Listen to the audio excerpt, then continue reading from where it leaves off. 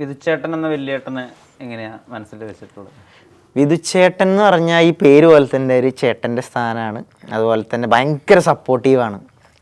ഇപ്പം ഞാൻ മുമ്പ് ഒരു ഇൻ്റർവ്യൂവിൽ ഇതുപോലെ പറഞ്ഞിട്ടുണ്ട്, നമ്മളിപ്പോൾ പുറത്തു കൂടെ ഇറങ്ങി നടക്കുകയാണെങ്കിൽ നമ്മളെ കാണുവാണെങ്കിൽ ബൽറാമു സുഖല്ലടാ എന്ന് പറഞ്ഞ് വന്ന് കെട്ടിപ്പിടിക്കും. അങ്ങനത്തെ ഒരു ഐറ്റമാണത്. അതൊരു വല്ലാത്തൊരു മനുഷ്യൻ തന്നെയാണ്.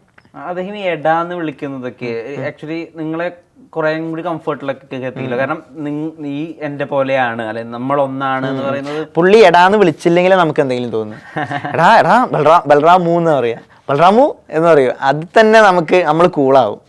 ആ ഫ്ലോറിൽ നിന്നതിൽ ഏറ്റവും ഗംഭീരമായിട്ട് എന്ന് തോന്നിയിട്ടുള്ള കുറച്ച് മൊമെന്റ്സിൽ ഇപ്പോൾ ഫണ്ണായിട്ടുള്ള മൊമെന്റ്സും ഉണ്ട്. ഇപ്പം ഈ അന്യനായിട്ടൊക്കെ വന്നിട്ടുള്ള എപ്പിസോഡില്ലേ, അത് ഓർക്കുമ്പോൾ ഇപ്പം എന്താ മനസ്സിലേക്ക് വരുന്നത്?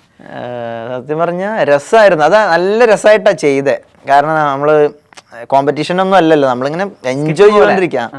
ഷെഡ്യൂൾ മൊത്തം സമ്മർ ഫെസ്റ്റിവലിൻ്റെ അതിലായിരുന്നു അത് വന്നത്. അത് മൊത്തം സെലിബ്രേഷൻ വൈബായിരുന്നു. കാരണം നമ്മൾ അത്രയും ഫ്രീ ആയിട്ടൊന്ന് പാടിയ സമയങ്ങൾ വളരെ കുറവാണ്. പാടുന്നതായാലും സ്കിറ്റായാലും, സ്കിറ്റൊക്കെ നമ്മൾ ഇങ്ങനെ ചാടി നിൽക്കുമായിരുന്നു.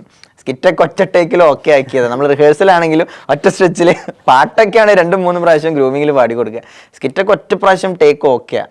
അത്രയും രസമായിട്ട് ചെയ്തുകൊണ്ടിരുന്ന കാര്യങ്ങൾ അതൊക്കെ ഭയങ്കരമായിട്ട് ഇഷ്ടപ്പെട്ട് ചെയ്തുകൊണ്ടിരുന്നത്. കാരണം അങ്ങനത്തെ മൊമെന്റ്സ് ഒന്നും ഇനി ഒരിക്കലും കിട്ടില്ല, ലൈഫിൽ തന്നെ കിട്ടില്ല. കോളേജ് ഒക്കെ കഴിഞ്ഞ പോലത്തെ ഒരു വൈബ്. അതെ.